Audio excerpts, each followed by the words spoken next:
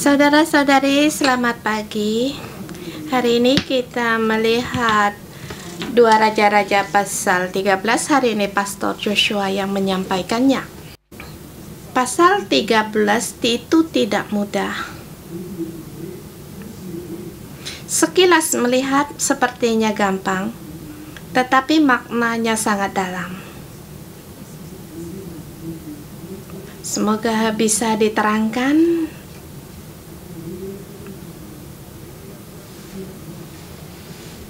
Saya memberi tema untuk pasal ini. Saya berpikir terdahulu, Nabi meninggal. Pertolongan Tuhan terus berjalan. Elisa telah tiada. Dulu Elia telah tak ada. Apakah Israel Utara nggak ada harapan? Israel masih dalam dosa yang besar, bahkan tidak bisa meninggalkan dosa dari Yerobeam. Sampai pada keluarga Ahab, sampai ke keluarga terus seperti gelagah yang bergoyang sampai pada Yehu melakukan yang baik, sehingga keturunan Yehu ada 4 keturunan duduk di tahta kerajaan Israel. Kemudian pasal ini menerangkan keturunan dari Yehu. Apakah mereka bisa terus untuk hidup? Mereka terus berbuat jahat. Apa yang harus dilakukan? Apakah Israel akan binasa? Pasal ini memberikan tahu kepada kita tidak. Sebab Tuhan masih tetap punya kasih dan harapan. Ini saya kembali pada masa itu terhadap orang Israel, makna dari pengajaran ini. Tema bagi saya hari ini, saya ingin berikan pada masa kita hari ini,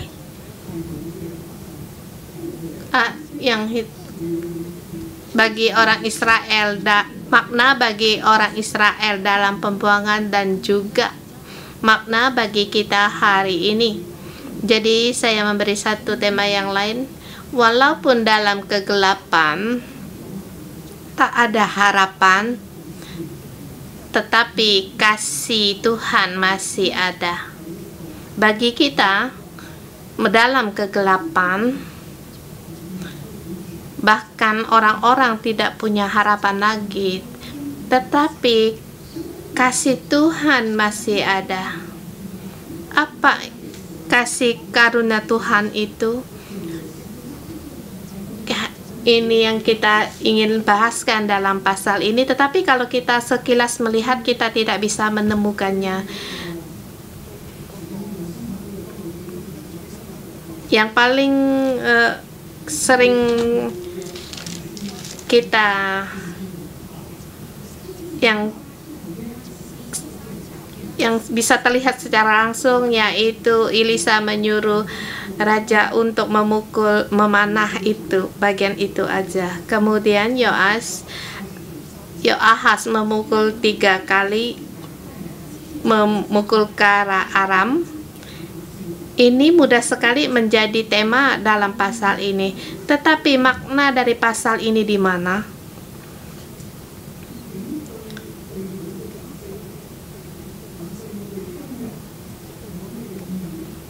Bagi kita dan bagi Israel dalam pembuangan, apa makna dari sini? Dan walaupun saya masih dalam kegelapan, tetapi kasih karunia Tuhan masih ada, dan terhad bagi kita adalah satu penghiburan dan juga bagi orang-orang yang masa itu dalam pembuangan. Walaupun kita masih tidak berdaya, masih dalam dosa, kasih karunia Tuhan masih ada di situ. Sampai di pasal ini, kita melihat raja-raja. Kita menerangkan bahwa kitab raja-raja dibagikan ke 4 kitab. Kitab raja-raja 1 itu kitab yang kedua itu adalah kitab keempat. Kalau kita melihat 1 Samuel, 2 Samuel, itu kita melihat kasih karunia Tuhan terhadap Daud. Bahkan sampai di 1 raja-raja awal, kitab yang di awal, kita di situ menerangkan atau sampai pada pasal 11 masih terus menerangkan tentang kerajaan Yehuda. Karena Daud, Tuhan tidak memusnahkan keturunannya. Walaupun dalam kegelapan, keturunan Daud tidak musnah. Kalau kalian ingat, minggu kemarin menerangkan pasal 11 ada diterangkan masalah ini. Walaupun keluarga Daud masih dalam kegelapan, tetapi karena Daud, Tuhan mengingatkannya dan sehingga tidak memusnahkan keturunannya. Terus Tuhan menggunakan kasih karunia-Nya terhadap kerajaan selatan Israel. Walaupun mereka berbuat jahat, mengadakan hubungan dengan keluarga Ahab, kita bisa merenungkan tentang Yoram, Ahazia yang semuanya lemah semua, layu semua.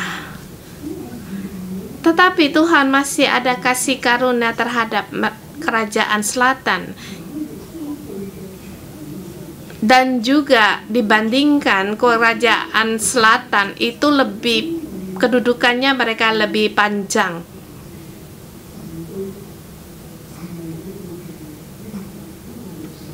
Karena ada janji Tuhan kepada Daud. Walaupun mereka tidak berdaya, waktu Atalia bangkit untuk membunuh keturunan keluarga Daud, sepertinya keluarga Daud menghadapi suatu dibinasakan seluruhnya.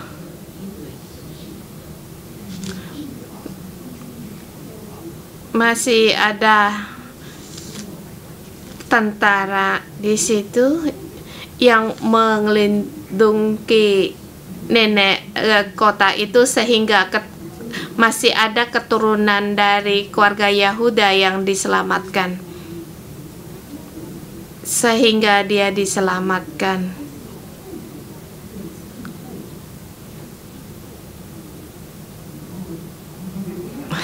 Kembali kepada masalah kita hari ini.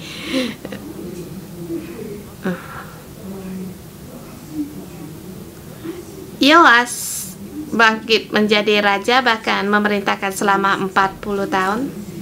Dia tidak mati. Rupanya hampir saja semua dari keluarga Yehuda binasa. Tetapi mengapa demikian? Karena masih ada kasih karunia Tuhan terhadap keluarga Daud. Keturunan Daud tidak akan musnah sampai selamanya. Itulah janji Tuhan terhadap Daud. Kalau kita melihat terus 4 kitab ini,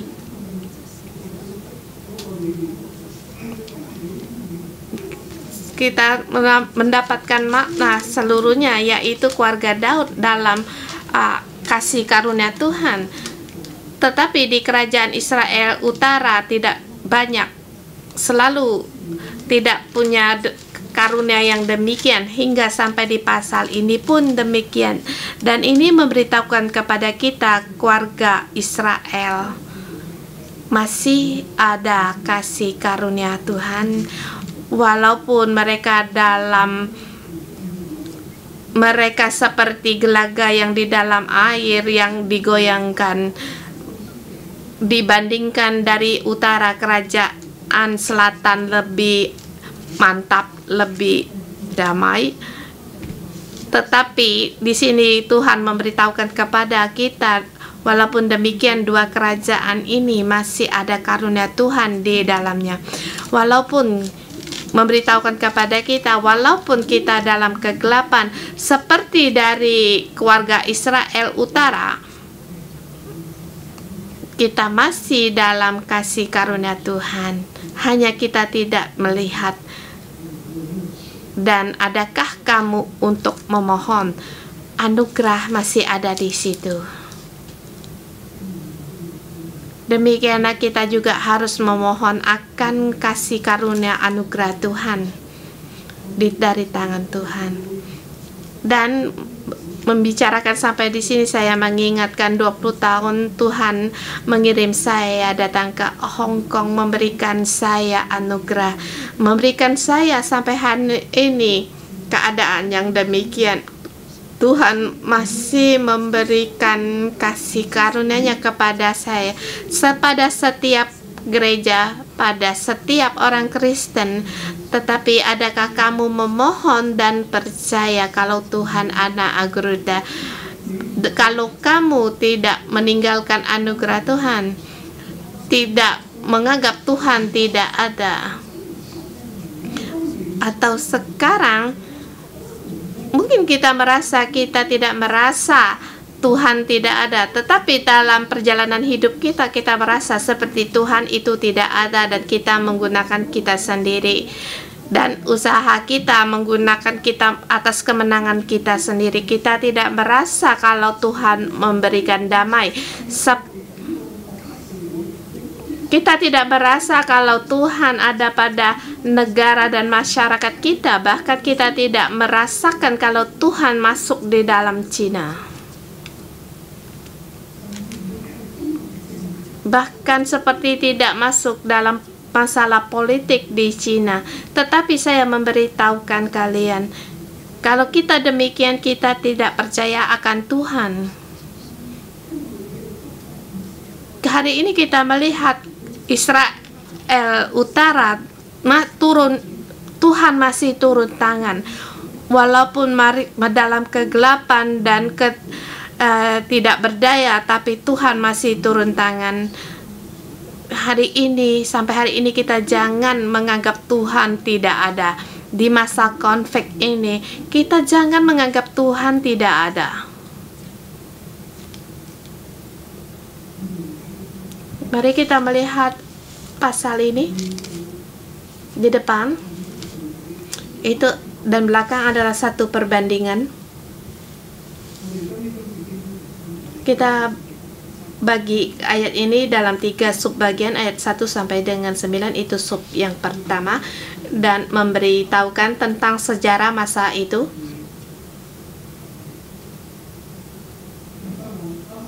Dalam tahun ke-23 zaman Yoas bin Ahazia Raja Yehuda, Yoahas anak Yehu menjadi raja atas Israel di Samaria. Ia memerintahkan 17 tahun namanya. Sampai sejarah ini orang tokoh-tokoh ini sepertinya kacau. Mengapa ada dua Yoas yang di sini?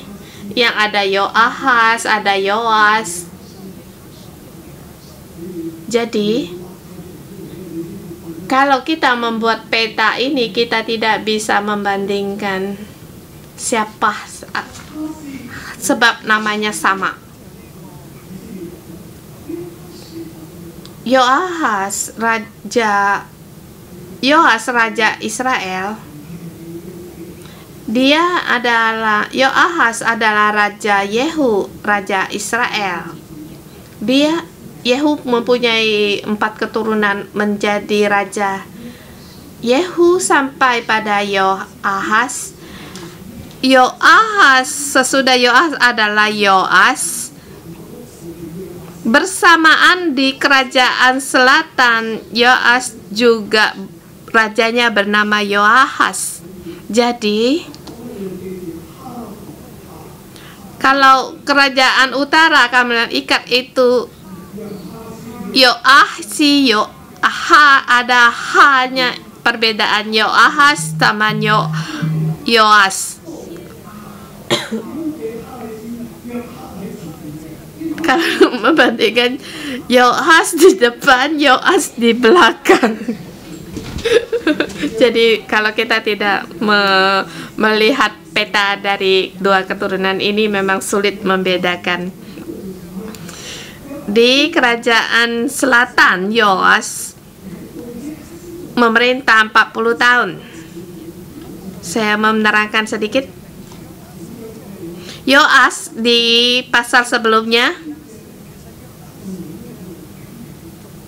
Yoas menjadi raja, dia biasa-biasa saja, tidak ada yang kespesialan yang tertulis, tetapi dia bisa memerintah dalam 40 tahun.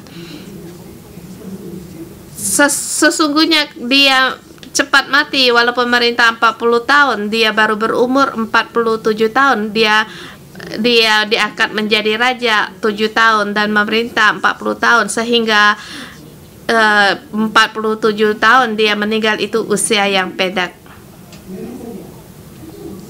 Dia menjadi raja 40 tahun di sebelah utara Israel, ada dua raja yang menjadi raja.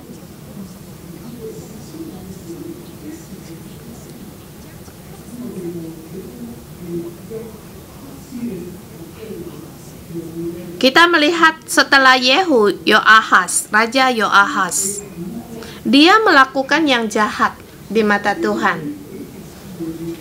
Tuhan memberikan janjinya kepada Yehu, tetapi dia masih berbuat jahat, masih dalam kegelapan. Di ayat ketiga dikatakan, sebab itu bangkitlah murka Tuhan terhadap Israel yang diserahkannya mereka dalam tangan Hazael Raja Aram dan dalam tangan Ben-Hadad anak Hajael selama zaman itu. Mereka dalam dosa menghadapi penghakiman. Kita melihat seperti tidak ada belas kasihan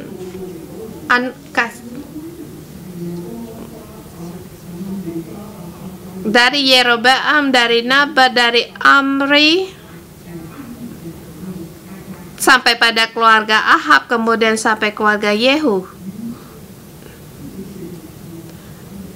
Dan Ahab kemudian sampai Yoahas, mereka melakukan yang jahat, mereka dalam dosa, dan terhadap murka Tuhan mereka diserahkan kepada tangan Raja Aram, Ahaziel, dan anaknya Ben-Hadad.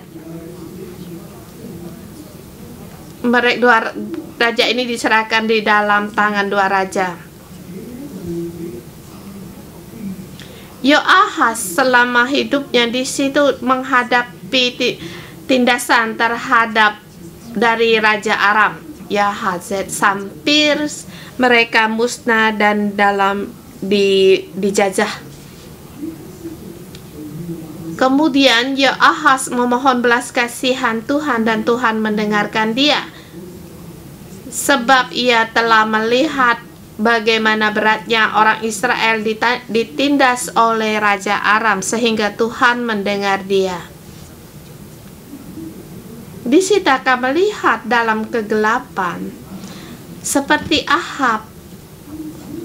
Pada saat penghakiman datang, Tuhan telah berfirman akan menghukum mereka. Ia segera merendahkan diri dan sujud, sehingga Tuhan memberikan belas kasihannya kepada mereka. Di sini sampai pada Yoas anak Yehu, demikian juga negara mereka Aram, yaitu Suria, yang terus menindas mereka. Rupanya itu adalah murka Tuhan terhadap mereka, sehingga dia memohon pada Tuhan dan Tuhan memberikan belas kasihannya dan memberikan seorang penolong bagi Israel, sehingga mereka lepas dari tangan Aram, sehingga orang Israel dapat duduk di kemah-kemah mereka seperti yang sudah-sudah. Mereka bisa duduk Kalau mereka tidak mendapatkan belas kasihan dari Tuhan ini, mereka sudah dijajah, dibawa dalam pembuangan. Kerajaan utara Israel akan dalam pembuangan. Tetapi karena Yoahas mau berbelas kasihan kepada Tuhan, Tuhan mendengar dia. Dan sehingga memberikan dia seorang penolong. Sehingga mereka tidak perlu untuk terus ditindas. Sehingga mereka bisa duduk atau tenang di dalam kemah mereka. Siapa penolong ini tidak dikatakan siapa. Saya pikir ini adalah Elisa. Sebab Elisa adalah pertolongan Tuhan, tetapi di sini tidak tertulis oleh Elisa. Elisa usianya telah lanjut. Ada kemungkinan seorang penolong ini adalah Elisa. Kalau Elisa namanya tidak disebut karena masa pelayanannya sudah sampai waktunya.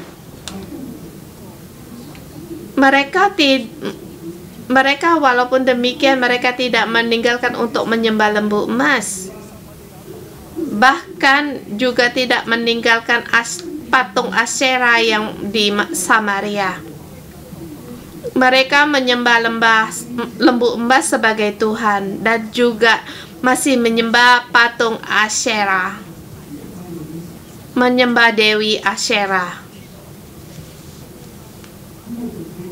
Dan kita melihat mereka sungguh sengsara sekali.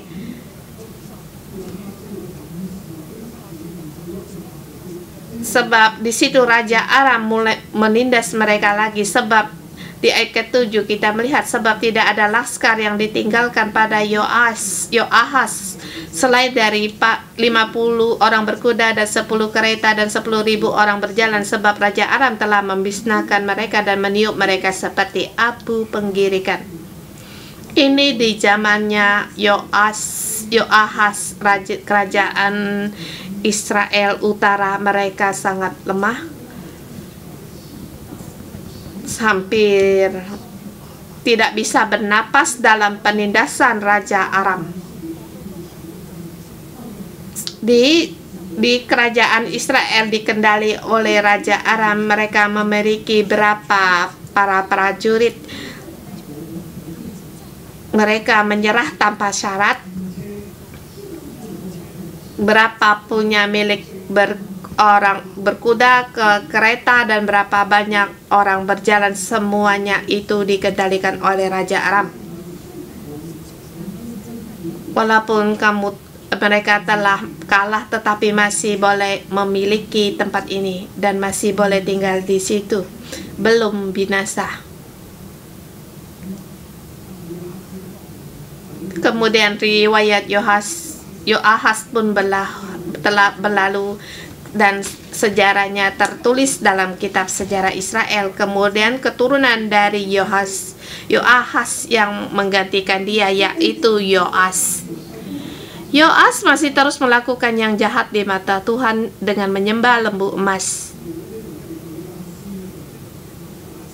Di sini tertulis Yoas pun meninggal. Yerobeam kedua duduk di atas tatanya. Keluarga Israel tidak meninggalkan akan berhala. Bahkan mereka pun menyembah Dewi Asyera. Murka Tuhan bangkit lagi terhadap mereka. Murkanya Tuhan dari Raja Yerobeam sampai sekarang. Lewat dari keluarga Amri, keluarga dari Ahab, Yoahas dan Yoas, marah Tuhan masih ada di situ. Bahkan semakin banyak menyembah berhala.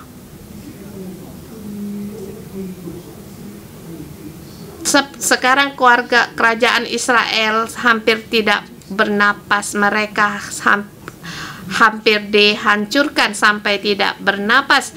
Seluruh perekonomian mereka, tentara mereka pun dikendalikan oleh Raja Aram. Sampai keadaan demikian, apa yang harus dilakukan?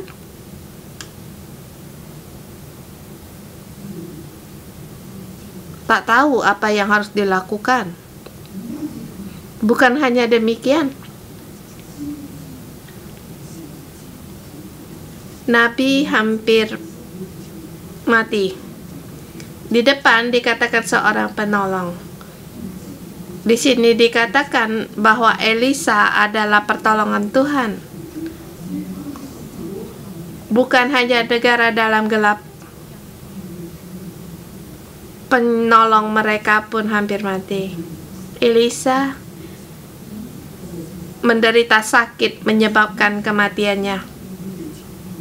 Dulu ada Nabi Elisa yang menolong mereka. Setiap Raja Aram yang menyerang mereka, Elisa memberikan nasihat. Elisa membantu Israel lepas dari Aram, dan sekarang dia hampir mati. Yoas Raja Israel datang kepadanya dan menangis oleh karena dia. Bapakku, Bapakku, kereta Israel dan orang-orang yang berkuda.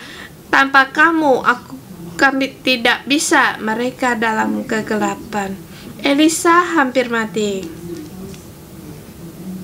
Di sini Elisa sebelum meninggal menolong dia. Nabi berusaha. Tuhan pun menggenapi apa yang Nabi katakan.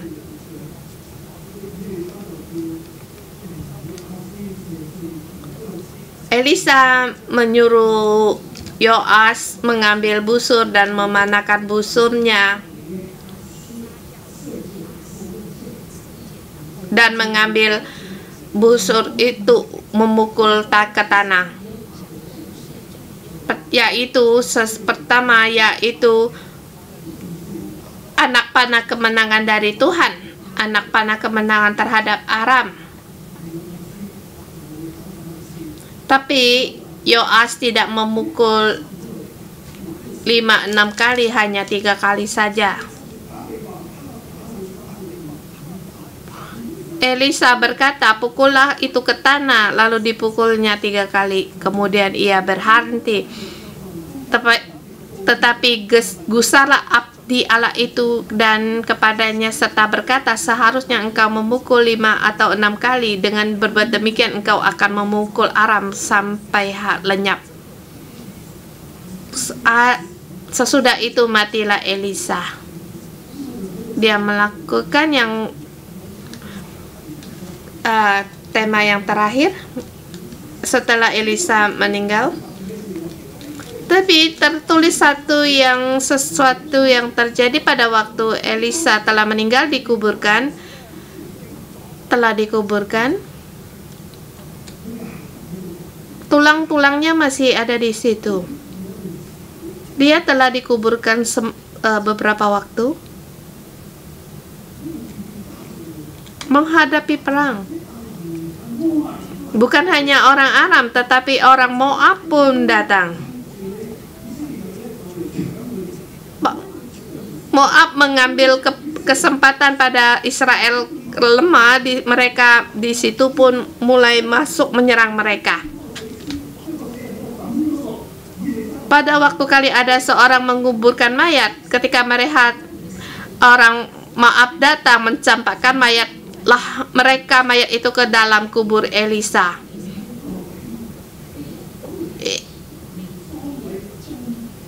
Israel ditindas, bahkan mereka pun pada berduka pun mereka tidak bisa dengan tenang, sehingga mereka mencampakkan mayat itu kemudian pergi. Dan di sini tertulis, mayat itu kena tulang-tulang Elisa, maka hiduplah ia kembali dan bangkit berdiri. mayat itu dicampakkan ke dalam kuburnya Elisa. Kemudian mayat itu hidup kembali. Apa arti dari makna ini? Ini melambangkan suatu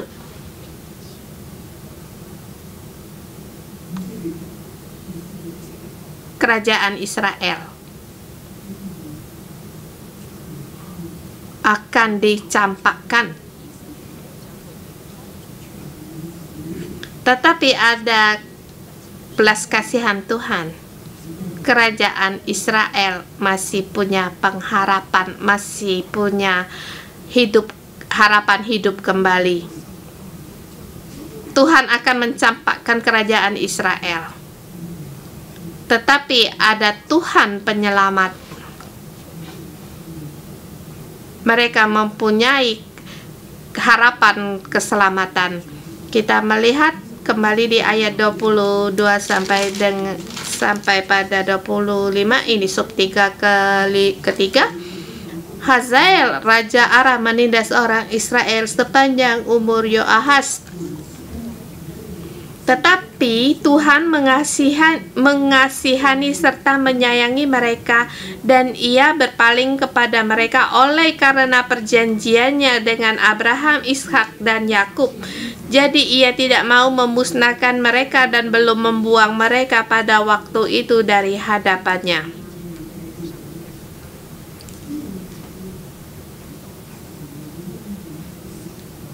Di sini kita melihat Tuhan berbelas kasihan terhadap Israel. Walaupun masa ini kerajaan Israel dalam kegelapan dan menuju kebinasaan karena dosa dari Yerobeam, tidak pergi dari mereka, masih menyembah lembu emas dan juga menyembah Dewi Asyerah. Mereka dalam penghakiman, mereka lemah, tetapi Tuhan masih ada belas kasihan, memberi belas kasihan kepada keluarga Yehuda dan juga pada kerajaan. Tuhan memberi belas kasihannya pada kerajaan Yehuda, demikian juga kepada keluarga kerajaan Israel. Walaupun mereka ditindas, walaupun kerajaan menuju kebinasaan, tetapi Tuhan tetap mengasihani serta menyayangi mereka karena perjanjian dengan Abraham, Ishak, dan Yakub. Jadi tidak mau memusnahkan mereka dari hadapannya. Belum membuang mereka. Tetapi mereka dalam dosa yang berat dan kegelapan yang berat. Tuhan belum membuang mereka. Belum memusnahkan mereka, tetapi walaupun nanti akan dimusnahkan, tetapi Tuhan masih punya kasih sayang, masih punya belas kasihan. Seperti yang dikatakan mayat yang dibuang, yang terkena tulang Elisa akan hidup kembali dan bangun kembali. Tuhan belum membuang mereka. Mereka dalam penghakiman, tetapi Tuhan belum membuang mereka. Walaupun nanti akan dibuang Tuhan, tapi Tuhan masih punya belas kasihan karena Tuhan karena Tuhan berpaling mengingatkan janjinya terhadap Abraham, Ishak, dan Yakub. Kasih setia Tuhan sampai selamanya. Seperti keturunan dari Abraham, Ishak, dan Yakub, Tuhan pun mengingatkannya. Baik kamu keluarga Israel atau Yehuda, Tuhan sama memberikan belas kasihannya. Dan bagi kita hari ini, baik kamu sekarang di gereja 611 atau di gereja lain, Tuhan pun berbelas kasihan. Asal kamu percaya pada Yesus, anak-anak Tuhan, Tuhan akan memberikan belas kasihannya. Adakah kamu memohon akan belas kasihan ini walaupun berapa gelapnya? Atau di gereja yang lama atau seperti gereja ortodok gitu, atau gereja yang modern sekarang? Seperti saya di gereja yang lama, saya tidak percaya Roh Kudus. Di sini ada Roh Kudus, tetapi saya tidak percaya Roh Kudus akan bekerja. Dan lagi pula di waktu saya di Vancouver, Pastor Adino dalam satu KKR, dia ditopakkan tangan, dia langsung dipenuhi Roh Kudus. Rebah saya menyuruh dia jangan pergi ke sana di situ karena aliran gelap. Saya takut. Sampai sekarang kalau saya mengatakan tentang ini, saya harus menampar mulut saya sendiri. Sampai sekarang Tuhan mengutus saya datang 20 tahun. Saya melihat bagaimana karya Tuhan yang begitu besar. Tuhan memang punya belas kasihan, kasih karunia. Walaupun kita dalam kegelapan, tetapi kasih karunia Tuhan tetap ada.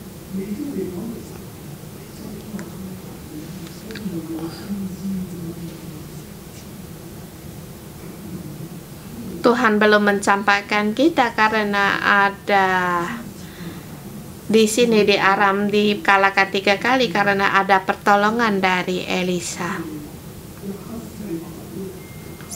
Kembali kita melihat di ayat ya. Ahas, anak Yoas bin Yoahas 3 kali memukulkan orang musuh ayahnya. 2 ayah mereka berperang. Ada pertolongan dari Nabi dan kedua anak ini 3 kali memukul yang di atas 3 kali. Moga kalian paham apa yang aku maksud. Tuhan punya belas kasihan dan nubuat dari Nabi akan terjadi. Dan di sini akhir dari kitab ini dan pasal ini, dan di sini Tuhan ada belas kasihan pada menghadapi sejarah ini terhadap orang Israel di pembuangan. Walaupun mereka di pembuangan, tetapi Tuhan seperti mayat yang dicampakkan, mereka dibinasakan, lenyap, negara lenyap. Tetapi karena bertemu akan keselamatan dari Tuhan, Elisa yaitu keselamatan Tuhan, mayat Elisa adalah keselamatan dari Tuhan. Tulang-tulangnya Elisa itu adalah melambangkan akan keselamatan dari Tuhan. Israel walaupun dalam pembuangan, mereka dicampakkan, tetapi mereka masih punya pengharapan. Mengapa Tuhan memberi harapan ini? Karena Tuhan mengikatkan akan janjinya terhadap Abraham, Ishak, dan Yakub. Hatinya Tuhan tidak mau mencampakkan mereka, tetapi dosa mereka terlalu berat sehingga harus dicampakkan. Pada waktu dicampakkan keluar, tetap di mana janjinya Tuhan terhadap Abraham, Ishak, dan Yakub. Perjanjian ini masih berlaku. Walaupun mereka dicampakkan, mereka memohon, mereka merendahkan diri, maka Tuhan akan membawa mereka pulang. Dan hari ini memberitahu setiap pada dan kepada kalian semua, walaupun sejarah begitu gelap, walaupun negara bagaimanapun, Tuhan bisa ikut campur. Kalau kamu keluar, pergi dari tempatmu, tidak bisa hidup dengan tenang, berdoalah agar Tuhan ikut campur. Tuhan ada anugerah, belas kasihan, dan terus bisa menuntunmu. Kamu akan merasakan bagaimana Tuhan penyelamatmu. Berbaliklah, percayalah akan Tuhan. Tuhan dalam hidupmu akan ikut campur dengan caranya, dengan waktunya. Jangan putus asa, jangan pergi meninggalkan Tuhan, jangan menyembah berhala, jangan mengikuti dunia. Kapanpun kamu memohon pada Tuhan, kembali bertobat kepadanya, maka Tuhan pun akan memberkatimu. Walaupun dalam kegelapan, Tuhan akan mengingatkanmu, kamu adalah anak-anaknya Allah. Dan saya pun percaya di tempat ini kita terus berjalan dalam anugerah Tuhan. Walau dalam keadaan pun kita berpegang pada Tuhan dan kembali pada Tuhan. Bukan hanya kita bisa menang di atas utara, bahkan kita pun menang atas sebelah selatan. Kita adalah dalam kerajaan Allah. Walaupun dunia bagaimanapun, beritahukan kepada kalian di dalam 611 kita hidup seperti dunia yang lain, dunia yang kedua.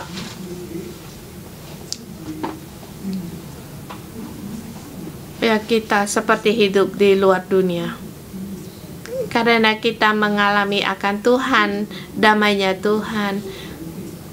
Walaupun kita dipengaruhi oleh COVID-19 ini, tetapi kita punya damai. Amin. Mohon Tuhan memberkati kita semua. Mari kita menyembah Tuhan.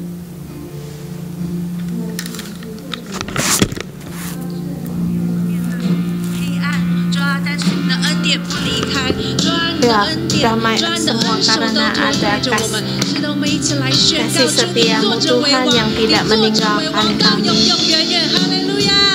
Engkau yang berdaulat sampai selama-lamanya.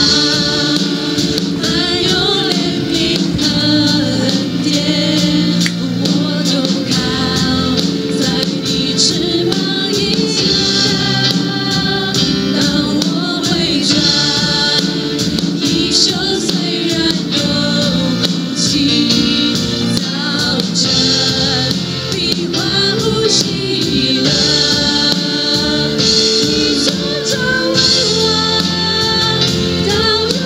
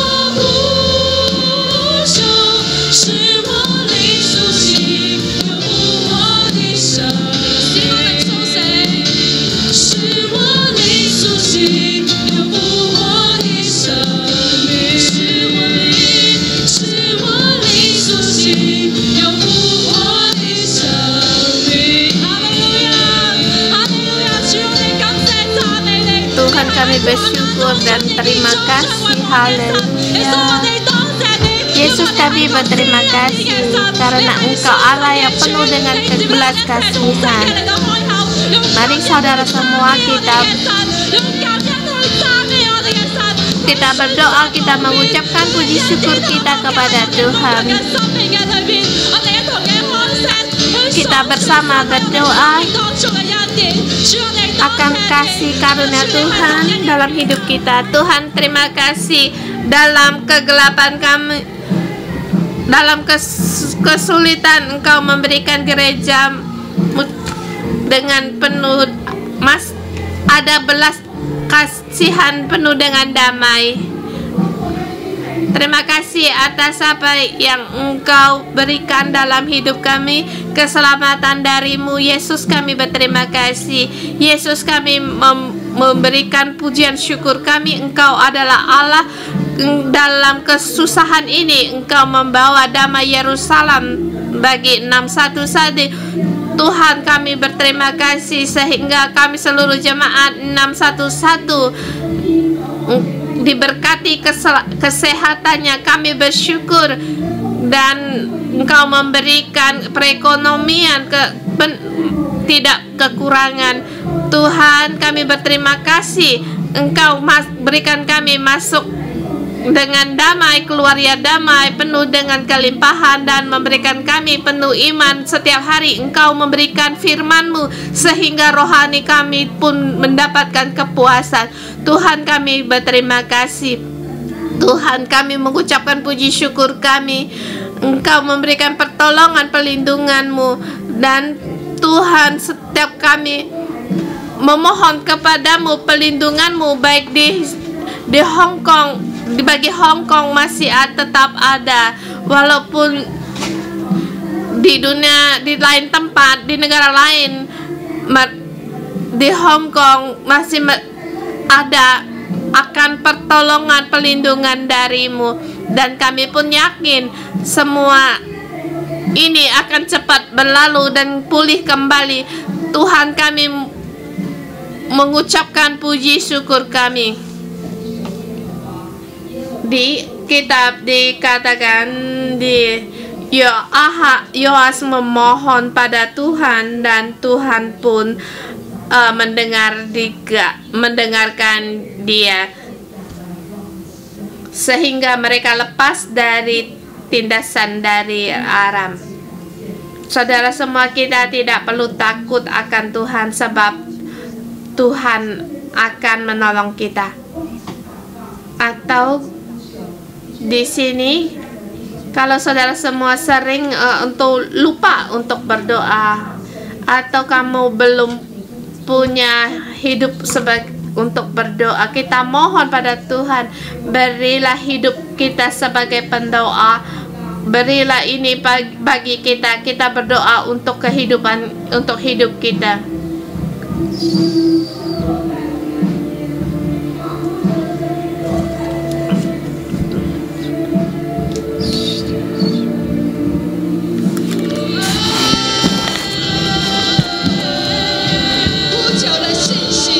Mohonlah dengan iman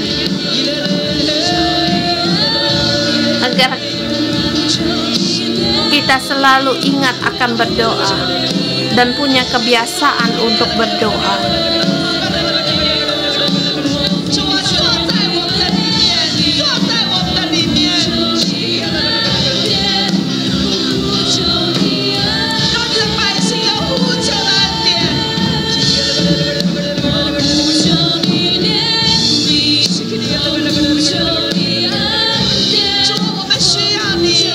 Tuhan, kami perlu akan Engkau.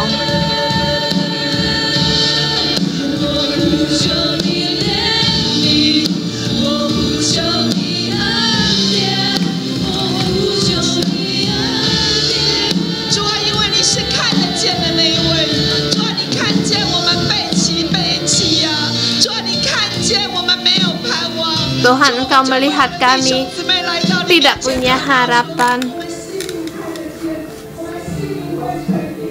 Tuhan, kami percaya Engkau akan mendengar kami setiap seruan kami.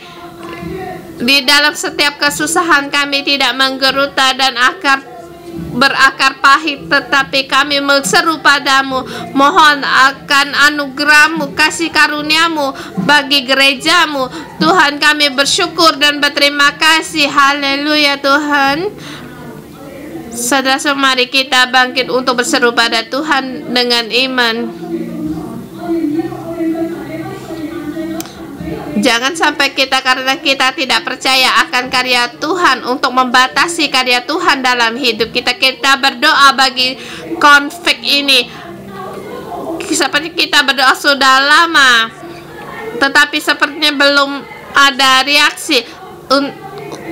Kita berdoa, kita deklarasikan di dalam virus ini akan pergi dari bumi ini.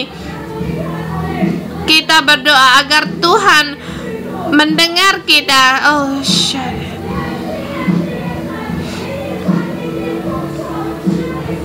Tuhan, Engkau sampai sekarang masih berkarya. Sampai sekarang kami mengandalkan Engkau. Mohon agar Engkau COVID-19 ini pergi dari bumi ini. Kami memohon kepadamu ya Tuhan.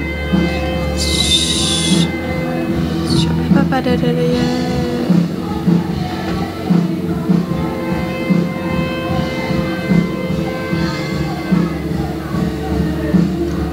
Tuhan, kami berseru padamu, mohon kepada Tuhan. Yoas mau mohon pada Tuhan, maka Tuhan pun mendengar. Mohon Engkau ya Tuhan, dalam virus ini semuanya pergi, karena Engkau Allah yang mendengarkan doa. Engkau mengikatkan umat-Mu, orang-orang di seluruh bumi. Mohon akan Engkau COVID ini pergi. Engkau sendiri kan membelas kasihan, Engkau memberikan kemenangan. Haleluya, haleluya. Amin.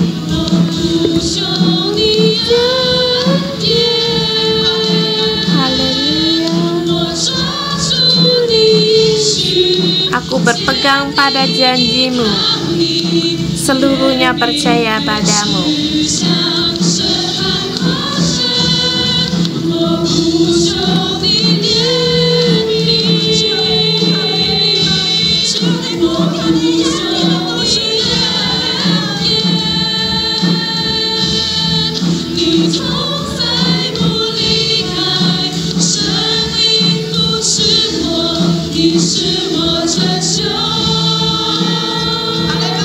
Haleluya, saudara semua.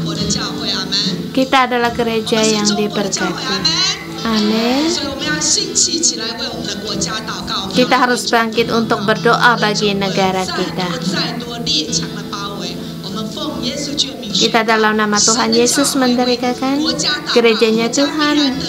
Demikian saya berdoa, demikianlah saya menang. Dulu ada Elisa, sekarang ada gereja. Mari kita berdoa. Deklarasikan panah kemenangan Tuhan. Kemudian ambil panah itu, kemudian dipukulkan ke tanah. Dalam rohani kita akan lakukan itu. Kita mohon, kita mengambil langkah politik profetik. Kita nabiah kita yang membantu kita. Diambilnya busur dan anak panah itu, dan berkatalah ia kepada Raja Israel, tariklah busurmu. Lalu ia menarik busurnya, tetapi Elisa menaruh tangannya di atas tangan raja dan serta berkata, bukalah jendela yang di sebelah timur. Dan ketika dibukanya, berkatalah Elisa, panahlah. Lalu dipanahnya. Kemudian berkatalah Elisa, itulah anak panah kemenangan daripada Tuhan, anak panah kemenangan terhadap Aram. Engkau akan mengalahkan Aram di efek sampai habis lenyap. Kita dalam rohani, kita mengundang dia sebagai wakil, dan kita memanah di sebelah timur.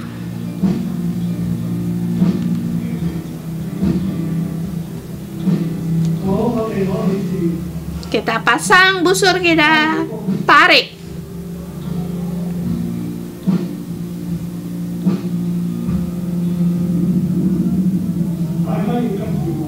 Bersama dengan pastor, ambil panahmu, ambil busurmu, tarik panah.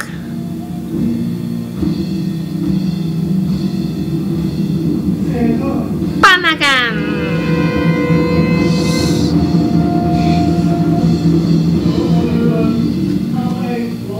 Kita kembali jongkok, ambil panah kita, ambil beberapa anak busur. Berapa banyak anak panahmu, ambil semuanya itu. Kita arahkan sebelah timur dengan panah kita. Jongkok, ambil busur kita, pukullah ke tanah 7 kali.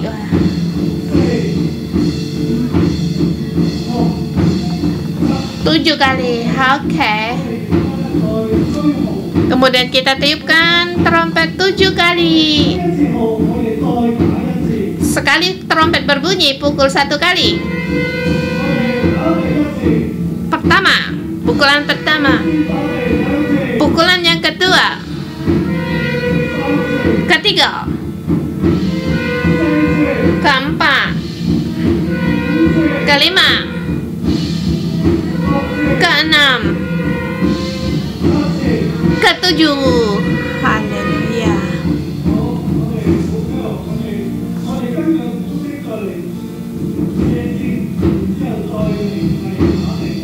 Kita menggunakan alat drum untuk pukul. Aku dalam nama Tuhan Yesus,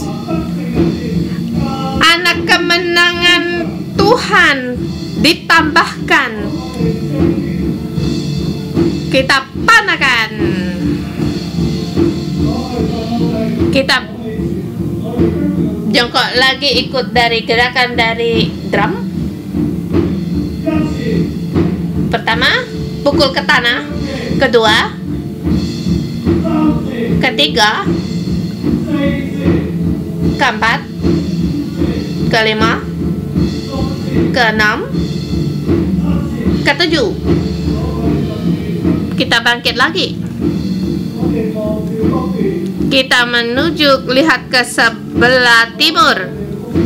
Ambil panah kita, busur kita. Kita pejamkan mata kita dalam roh kita, rohani kita, agar panah kita mengandalkan Roh Kudus, yaitu iman kita. Panahkan terhadap musuh kita. Busurkan terhadap antikristus, kuasa kegelapan, kuasa dengan pikir sendiri, berkuasa dari berhala. Itu adalah panah kemenangan dari Tuhan. Kita panahkan. Kita pejamkan mata. Dalam roh kita, dengan panah yang terbusur, menang. Menang dan menang lagi. Segala sesuatu, pintu dari musuh kita, pintu kegelapan, kita panahkan. Kerajaan dari Allah, gereja Allah, sampai seluruh bumi.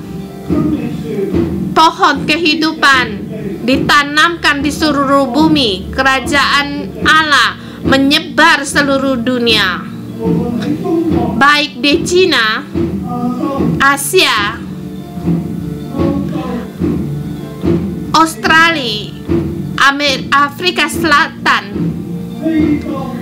Amerika Selatan, Asia Pasifik, Lautan Pasifik, kerajaan utara berada di bumi ini. Kemenangan Tuhan di seluruh bumi.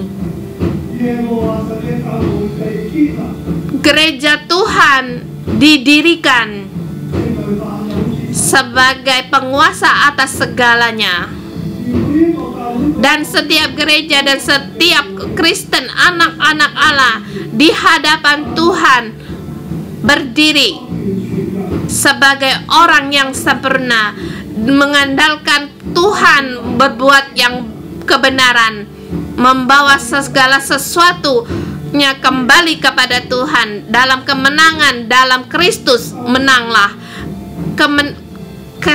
diselamatkan, diperbaharui, dan negara kita dengan tangan-Mu yang berkuasa ikut campur tangan. Berkatilah kami dalam nama Tuhan Yesus Kristus. Amin. Terima kasih Tuhan.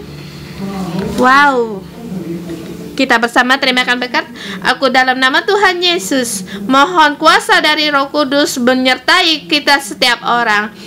Dan anak-anak, Engkau adalah panah kemenangan Tuhan. Tuhan lewat-Mu menang dan menang lagi. Tuhan mau memakaimu di tempat kerjamu, di negaramu, di gerejamu, di seluruh bumi, untuk mendirikan kerajaan Allah, menggenapi kehendak Tuhan. Tuhan memberikan misi Adam dan Hawa, berkembang biak dan penuhilah bumi, memelihara seluruh bumi, burung-burung di udara, binatang-binatang yang di laut, yang merayap di bumi, semuanya tunduk sebagai di bawah Kristus di gereja. Tuhan lewat-Mu untuk memelihara bumi dan segala sesuatunya. Segala sesuatu Tuhan, penyediaan Tuhan Engkau dapatkan, dan Tuhan memberikan karunia, kekuatan, Engkau pun dapatkan. Dalam nama Tuhan Yesus memberkati-Mu. Terima kasih Tuhan. Sampai di sini morning devotion kita hari ini. Tuhan memberkati kalian semua.